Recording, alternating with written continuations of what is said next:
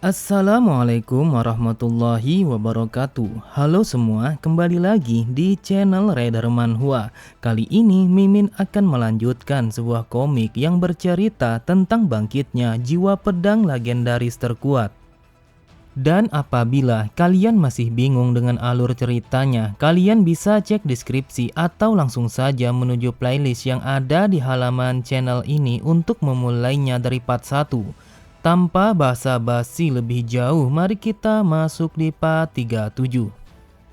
Cerita dimulai. Setelah meninggalkan aula pavilion para master, Wonwi pun langsung kembali menuju ke tempat istirahat mereka. Namun tiba-tiba saja Mayung melihat ke sebuah arah. Kalau di sana ia melihat bahwa adiknya Wonwi yang bernama Yungyung telah berada di sebelah sana. Benar saja, terlihat Yungyung yang sedang berbincang kepada seorang laki-laki yang bernama Jo Seongnam dan berasal dari keluarga klan angin. Dengan sinisnya Yungyung berkata, "Sudah berkali-kali aku bilang kalau tidak ada lagi yang perlu dibicarakan, dan aku tidak akan pernah sudi untuk mau menikah dengan orang sepertimu. Bukankah kau sudah tahu kalau pertunangan ini telah berakhir karena sang pemimpin telah mengatakan tentang hal itu?" Saat mendengar Jo Seongnam yang mengatakan bahwa sang pemimpin sebenarnya hanya memberikan kita waktu untuk mendiskusikan pertunangan itu, Yungyung kembali berkata, "Apakah kau bodoh? Itu hanyalah cara yang halus untuk membatalkan pertunangan ini. Jadi pergilah dari hadapanku karena sudah tidak ada lagi yang harus dibicarakan." Namun bukannya langsung pergi meninggalkan Yungyung, akan tetapi Jo Seongnam langsung memegang erat kedua tangan Yungyung sambil menatapnya dengan tatapan yang mesra.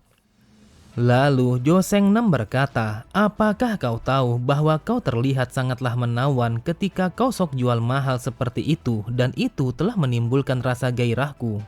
Seketika itu juga Yungyung langsung menarik kedua tangannya. Dari tatapan matanya, Yungyung sangatlah muak setelah mendengar setiap kata yang keluar dari mulut orang itu.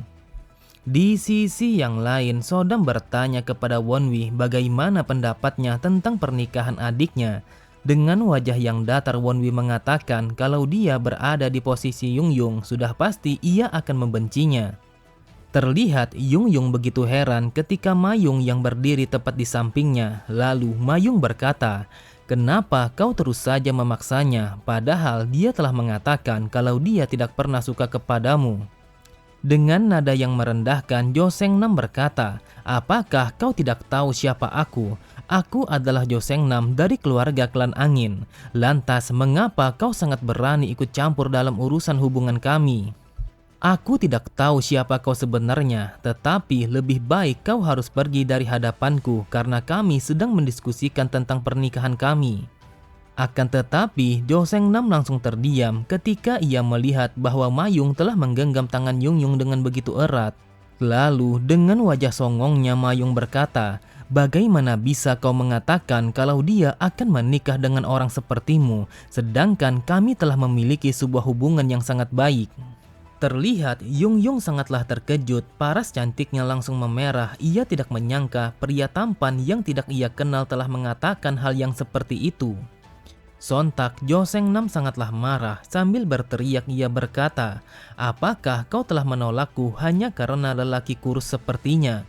Padahal aku sudah berniat untuk berbicara dengan baik dan menjadikanmu sebagai istriku meskipun kau berasal dari keluarga yang rendahan."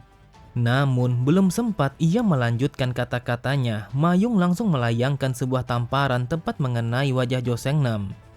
Saat mendengar Jo Seongnam yang mengatakan berani sekali orang rendahan sepertinya memukulnya, Mayung pun berkata, "Apakah kau tidak terima mendapatkan sebuah tamparan dari orang rendahan sepertiku? Itu adalah hal yang wajar karena kau berbicara layaknya seorang rakyat jelata." Mendengar perkataan Mayung, Jo Seongnam sangatlah kesal. Ia pun langsung bersiap menarik bilah pedangnya dan berencana untuk membunuh Mayung di tempat itu. Akan tetapi, ia langsung terdiam, nyalinya langsung menciut ketika ia mendengar suara sang pemimpin telah memperingatkannya. Memang benar, tepat di belakang Wonwi, terlihat sang kepala keluarga telah berdiri sambil menatap kepada mereka yang hampir saja melakukan sebuah pertempuran. Kemudian Ekyon berkata, Tuan Muda Joseon nanti malam akan diadakan acara penjamuan. Jadi lebih baik kau beristirahat saja daripada berada di luar sini bersama mereka." Dengan gugupnya, Joseon memberi hormat dan mengiyakan apa yang dikatakan oleh sang pemimpin. Setelah memberi salam, seketika itu juga Joseon langsung berlari sembari mengatakan kepada Mayung kalau dia tidak akan memaafkan apa yang telah Mayung perbuat kepadanya. Melihat kedatangannya, Wonwi pun bergumam, ada urusan apa sang pemimpin sampai-sampai langsung datang ke tempat ini? Apakah dia ingin berbicara kepadaku? Lalu sang pemimpin berjalan ke arah Wonwi. Ia berkata, "Wonwi, mau sejauh apa lagi kau ingin mempermalukan keluarga ini di hadapan banyak orang?" Kemudian Ikyon menatap Wonwi dengan tatapan mata yang sangat tajam. Ia meminta kepada Wonwi untuk pergi mengikutinya. Wonwi pun berkata di dalam hatinya, "Ini sangatlah bagus, aku tidak perlu menunggu lagi sampai datangnya waktu perjamuan itu. Dan inilah saatnya untuk menyelesaikan apa yang terjadi selama ini antara aku dan juga keluarga bajingan ini." Beberapa saat kemudian, mereka pun telah sampai pada suatu tempat yang mana tempat itu adalah sebuah aula pelatihan yang hanya dikhususkan untuk sang pemimpin. Wonwi berpikir, mengapa sang pemimpin membawanya ke tempat pelatihan yang hanya boleh dimasuki oleh dirinya sendiri? Apakah dia telah merencanakan sesuatu? Ikyon pun menghentikan langkah kakinya. Ia berkata, "Wonwi, kau telah berkeliling dan menebarkan kekacauan meskipun aku sudah memberikan sebuah peringatan. Awalnya posisi perwakilan di dalam kompetisi dan sekarang posisi sebagai pemimpin muda." Sambil mengacungkan pedangnya, Ikyon kembali berkata, "Apakah menurutmu aku tidak bisa menyadari apa yang ingin kau lakukan? Jadi katakan kepadaku apa tujuanmu. Tetapi jika kau tidak jujur, maka mulai detik ini aku akan membunuhmu." Wonwi bergumam, bukannya dengan pembicaraan, namun dia ingin bertarung dengan pedang, dan ini sungguh mengecewakan. Lalu Wonwi berkata, "Sepertinya Anda sangat membenci kehadiranku di tempat ini." Ikyon berkata, "Bagaimana aku percaya kepadamu di saat kau telah jauh dari keluarga selama 1 tahun lebih, kemudian kembali ke tempat ini dan langsung membuat masalah. Meski aku tidak melakukan apapun untukmu sebagai seorang ayah, akan tetapi aku selalu melihatmu sejak kau masih kecil. Setelah ibumu mati, kau sudah hidup bagaikan seorang pecundang dan sekarang kau telah menjadi muridnya Grandmaster Hojangdai. Dan tianmu telah rusak, tetapi bukan hanya telah sembuh, namun kau juga telah melampaui seniman bela diri kelas 1. Jadi apakah menurutmu hal itu benar-benar masuk akal?" Wonwi pun berkata, "Apa yang Anda lihat memang benar adanya. Aku tidak akan pernah berdiri di tempat ini terkecuali semua itu memanglah benar. Lagi pula, untuk apa aku berbohong kalau itu sama sekali tidak menguntungkan?" Namun Ikyon langsung memotong perkataan Wonwi. Ia berkata, "Orang tidak akan mudah bisa berubah menjadi seperti itu. Jadi jawab pertanyaanku sekarang juga, apakah kau telah menjadi sebuah boneka yang bergerak di bawah pasukan Kultus Blood?" Wonwi pun tidak langsung menjawabnya. Ia berpikir bagaimana bisa sang pemimpin mengetahui akan hal itu. Melihatnya telah menghunuskan pedang, dia pastinya yakin kalau aku adalah anggota dari Kultus Blood. Yang aku perlukan saat ini hanyalah mencari tahu lebih dalam bagaimana orang ini bisa tahu. Lalu Wonwi berkata, "Anda baru saja bertanya apakah aku anggota Kultus Blood. Jujur saja itu sangatlah mengejutkanku." Ikyon berkata, "Kau tidak usah berpura-pura menjadi orang yang bodoh. Seseorang yang telah diculik oleh Kultus Blood tiba-tiba saja kembali dan mengguncang seluruh keluarga. Jadi bagaimana aku percaya begitu saja kepadamu?" Mendengar perkataan sang pemimpin, Wonwi kembali bergumam, bagaimana dia bisa tahu kalau aku telah diculik oleh Kultus Blood? Apakah kedua bajingan kembar itu telah tertangkap? Tetapi sepertinya itu adalah hal yang mustahil karena ini bahkan belum genap 1 hari. Jadi mana mungkin waktu yang sesingkat itu bisa melakukan pertukaran informasi? Apakah informasi itu datangnya dari Yehyang? Namun sepertinya kemungkinan besar dia bahkan tidak tahu kalau aku masih hidup setelah terjatuh dari jurang curam itu. Wonwi berkata, "Aku sama sekali tidak mengerti apa yang telah Anda bicarakan. Lantas siapa yang mengatakan kalau aku telah diculik oleh kultus Blood?" Terlihat Wonwi begitu heran ketika sang pemimpin yang mengatakan bahwa orang yang telah melaporkan informasi itu adalah Ah Song karena Ah Song adalah bawahannya. Wonwi berkata di dalam hatinya, "Aku begitu lega kalau Ah Song masih hidup, tetapi bukankah aku diberitahu kalau dia telah dikeluarkan dari klan ini?" Seketika itu juga Wonwi teringat akan kebersamaannya bersama Ah Song setelah bertahun-tahun menjalani hidup sebagai orang yang terbuang di dalam keluarganya sendiri, terlebih lagi setelah kematian ibunya. Wonwi teringat setiap tutur kata yang diucapkan oleh Ah Song ketika mereka belum terpisahkan oleh serangan kultus Blood di hari itu. Aku tidak menyangka kalau Ah Song ternyata seseorang yang telah bekerja kepada sang pemimpin. Ini sangatlah tidak mungkin karena Ah Song telah merawatku dan juga ibuku dengan kasih sayang yang begitu tulus. Dia bahkan mengejarku ketika aku telah diusir dan dibuang oleh keluargaku sendiri. Namun ternyata semua itu ia lakukan atas perintah dari sang pemimpin. Akan tetapi aku tidak bisa percaya begitu saja. Aku yakin kalau dia hanya mengujiku. Lalu Wonwi bertanya di mana Ah Song saat ini. Dengan tatapan mata yang tajam, Ikyon berkata, "Jawab pertanyaanku lebih dulu karena ada sebuah bukti yang jelas kalau kau adalah seekor anjing dari kultus Blood. Kau telah muncul sebelum kompetisi murim akan dimulai, lalu kau menuntut sebagai posisi perwakilan dari keluarga ini dalam kompetisi itu. Apakah kau tahu mengapa kompetisi murim itu diadakan? Apakah menurutmu hal itu hanya karena aliansi dengan faksi tak tertandingi telah hancur? Aku tahu kalau kultus Blood telah bangkit kembali. Selama ini mereka telah bersembunyi di dalam bayang-bayang sambil mengembangkan pasukan mereka. Apakah menurutmu kekuatan itu hanya muncul dari tempat antah berantah? Sudah bukan rahasia lagi bagaimana cara mereka untuk mengembangkan kekuatan pasukan mereka. Mereka telah menculik para anak muda sepertimu dan juga membesarkan mereka sebagai kekuatan pasukan mereka. Dan kompetisi ini adalah peluang terbaik untuk menguji kemampuan mereka. Sehebat apa mereka, sampai-sampai mereka bisa menculik dan mencuci otak orang sepertimu yang berasal dari keluarga ortodok untuk digunakan sebagai mata-mata. Mendengar itu, Wonwi bergumam, apa yang ia katakan memanglah benar. Aku tidak menduga kalau dia akan sepintar ini. Padahal dia hanyalah seorang pemimpin dari keluarga seni bela diri biasa pada wilayah ini. Kurasa kemenangan faksi ortodok dalam perang besar melawan unortodok bukanlah sekedar kemenangan dengan cara keberuntungan belaka.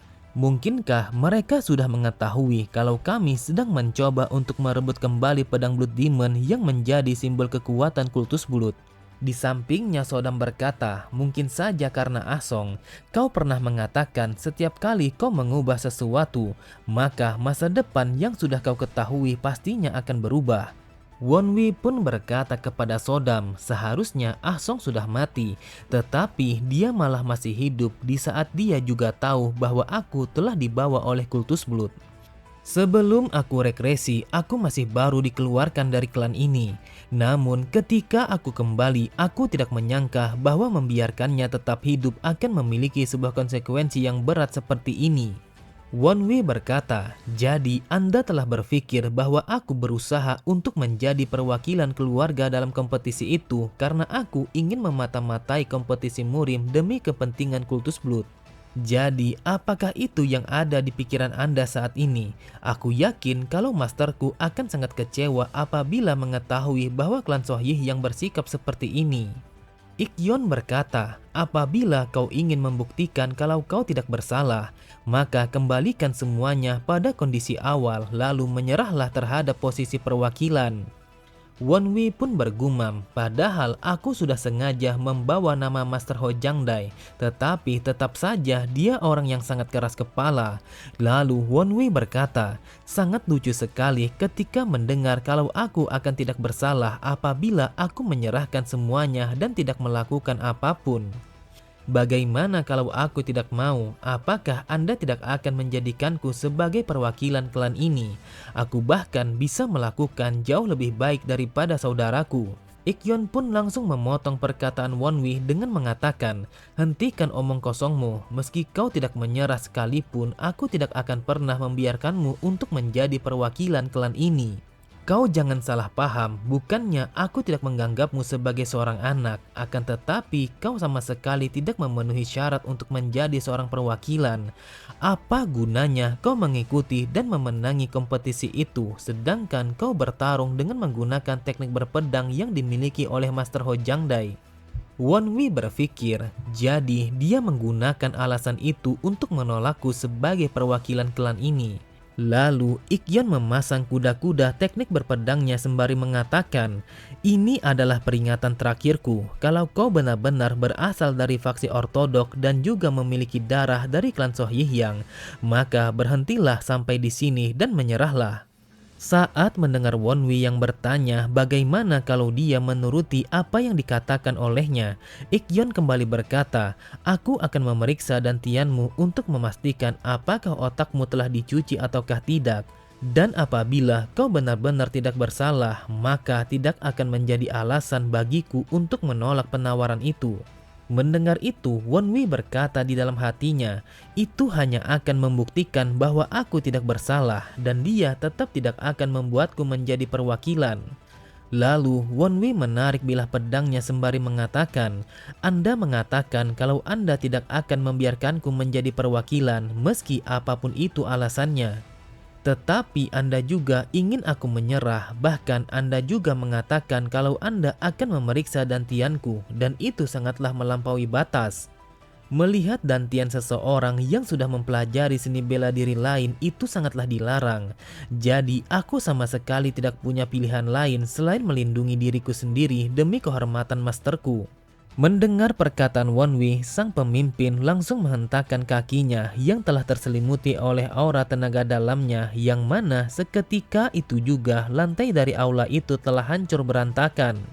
Ikyon berkata, "Entah kau menggunakan seni bela diri kegelapan ataukah tidak, apakah menurutmu kau akan menang melawanku setelah berlatih hanya dalam 1 tahun saja?" Setelah mengatakan itu, Ikyon pun langsung bergerak dengan gerakan yang sangat cepat untuk melakukan serangan pertama kepada Wonwi. Wonwi pun berpikir bahwa tenaga dalam sang pemimpin telah berada di level puncak. "Aku akan memanfaatkan ki dantian bagian bawah, lalu aku juga akan menggunakan penguasa ki ke-10. Sambil mengimbangi kecepatan serangan pedang Ikyon, Wonwi mengatakan bahwa teknik berpedang sang pemimpin telah memanfaatkan berat badannya. Akan tetapi karena orang yang menggunakan teknik itu adalah orang yang sehebat dia, maka serangannya akan menjadi semakin cepat dan berbahaya. Setelah beradunya pedang mereka, Wonwi merasakan kalau level ki mereka telah jauh berbeda. "Jika aku baru saja berada di level puncak, maka sang pemimpin telah berada di akhir level puncak. Itulah sebabnya kekuatan kami sangat jauh berbeda." Terlihat Ikyon kembali melakukan serangan kepada Wonwi dengan sebuah tebasan pedang yang sangat berbahaya. Wonwi pun mencoba untuk menghindari serangan itu dengan menangkis tebasan pedang Ikyon dan juga memutar badannya ke arah belakang. Lalu dengan secepat kilat, Wonwi melompat untuk melakukan serangan balik dengan teknik tusukan yang ia tujukan kepada Ikyon di tengah ruangan aula itu. Ikyon pun mengangkat bilah pedangnya dengan begitu tinggi ke arah atas. Ia pun berkata, "Apapun yang kau lakukan akan berakhir dengan sia-sia." Wonwi pun sangatlah terkejut ketika kilatan ungu telah melintas tepat di depan matanya. Wonwi menyadari jika ia terkena serangan tebasan itu, sudah pasti ia akan mati. Seketika itu juga, Wonwi langsung melompat dan memutar badannya untuk menghindari serangan Ikyon yang telah membelah lantai ruangan itu dengan begitu mudah. Apakah ini efek dari teknik berpedangnya, seolah-olah telah mendorong badanku ke atas tanah yang seakan-akan ada sebuah beban yang sangatlah berat di atas pundakku. Namun ketika Wonwi sedang lengah, Ikyon pun langsung melancarkan sebuah tendangan yang begitu kuat kepada Wonwi. Bahkan saking kuatnya tendangan Wonwi, sampai-sampai Wonwi telah terdorong begitu jauh ke belakang meskipun Wonwi telah menahannya dengan pedang yang ia gunakan. Ikyon berkata, "Kelihatannya itu adalah pedang yang hebat sampai-sampai kau bisa menahannya. Jika tidak karena pedang itu, aku yakin kalau kau pasti mati." Perbedaan level kita terlalu jauh, jadi akui saja kekalahanmu dan menyerahlah. Won Wei pun berkata, jadi apakah karena ini Anda telah dikenal sebagai sang pendekar pedang kebijaksanaan dari Soh Yihyang? Dengan tatapan mata yang tajam, Won Wei melanjutkan kata-katanya, ayah, sepertinya Anda terlalu kuat bagiku untuk bersikap santai saat mencoba melawanmu. Mendengar perkataan Won Wei, Ik-yeon pun terlihat begitu marah, pandangannya begitu tajam karena Won Wei telah meremehkannya. Benar saja, setelah mengatakan itu, Won Wei pun langsung membuka energi Ki-nya, yang mana seketika itu juga seluruh aula itu telah terselimuti oleh energi yang begitu pekat dan juga kuat. Terlihat Ik-yeon begitu tegang, wajahnya menjadi pucat sampai-sampai tubuhnya menjadi kaku. Tanpa ia sadari, mulutnya mengatakan dari mana datangnya energi Ki yang begitu kuat ini. Oke semua, cukup sampai di sini dulu pembahasan alur cerita kita. Sampai jumpa di minggu depan. Wassalamualaikum warahmatullahi wabarakatuh.